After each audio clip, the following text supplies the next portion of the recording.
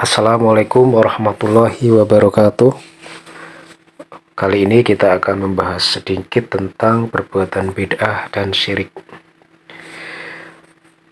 Dalam Islam, konsep bid'ah dan syirik adalah dua hal yang sangat penting dan sering dibahas karena keduanya berkaitan langsung dengan kemurnian ajaran agama dan tauhid.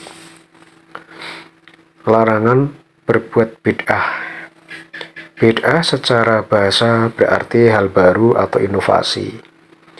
Dalam konteks agama, bid'ah merujuk pada inovasi dalam ibadah dan akidah yang tidak memiliki dasar dalam Al-Quran dan Sunnah Nabi Muhammad SAW. Mengapa bid'ah dilarang? Yang pertama, bid'ah itu mengubah agama.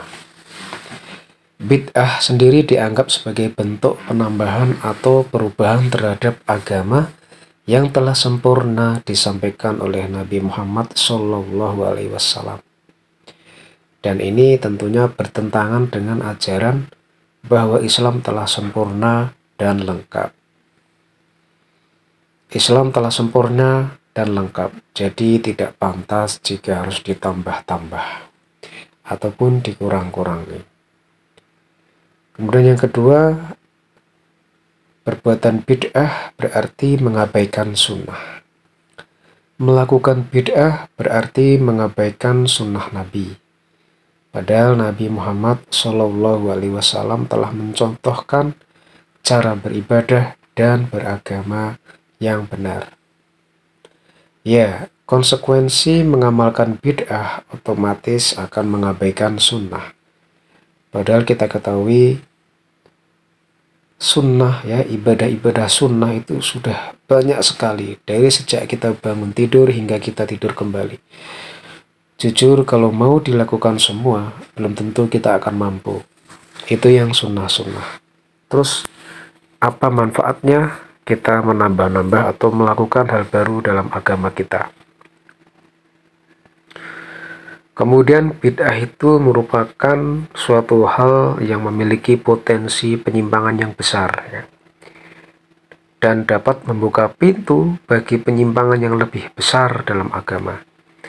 Karena jika satu saja bid'ah diterima, maka otomatis akan muncul mudah bagi bid'ah lainnya untuk diikuti. Nah, kita lihat dalil larangan tentang bid'ah, ya. Nabi Muhammad SAW bersabda, barang siapa yang mengada-adakan dalam urusan agama, ya, saya ulangi, barang siapa yang mengada-adakan dalam urusan agama kami ini, apa-apa yang sudah darinya, apa-apa yang bukan darinya, bukan dari agama, maka ia tertolak. Hadis riwayat Bukhari dan Muslim. Setiap bid'ah adalah kesesatan dan setiap kesesatan tempatnya di neraka. Ini hadis riwayat Muslim.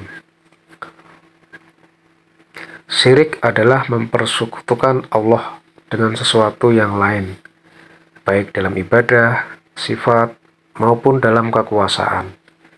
Syirik adalah dosa terbesar dalam Islam dan merupakan pelanggaran langsung terhadap konsep tauhid atau keesaan Allah. Mengapa syirik dilarang?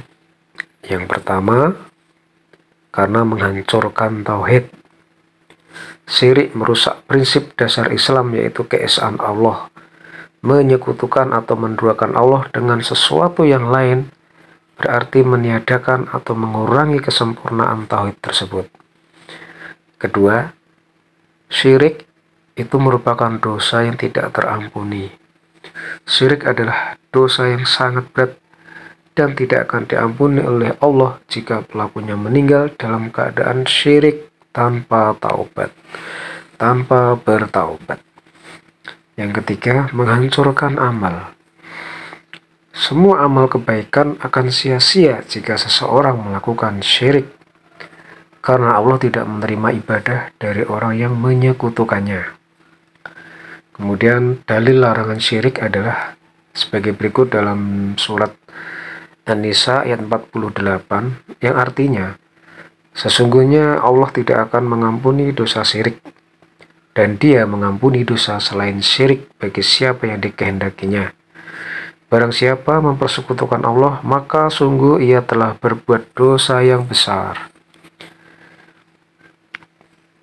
Kemudian dalam surat Al-Isra ayat 23, potongan ayatnya sebagai berikut, dan Rabb-mu telah memerintahkan supaya kamu jangan menyembah selain Dia, dan hendaklah kamu berbuat baik pada ibu bapakmu dengan sebaik-baiknya. Kesimpulannya, bid'ah dan syirik adalah dua konsep yang sangat ditekankan dalam ajaran Islam karena keduanya berpotensi merusak kemurnian agama dan tauhid ya. Bid'ah dan syirik ini dua konsep yang sangat ditekankan untuk dipelajari karena memang bisa merusak kemurnian agama dan tauhid itu sendiri. Bid'ah merujuk pada inovasi yang tidak didasari oleh Al-Quran dan Sunnah, sementara syirik adalah mempersekutukan Allah dengan sesuatu yang lain. Keduanya harus dihindari oleh setiap muslim untuk menjaga kemurnian iman dan amal. Wallahu a'lam bishawab. Assalamualaikum warahmatullahi wabarakatuh.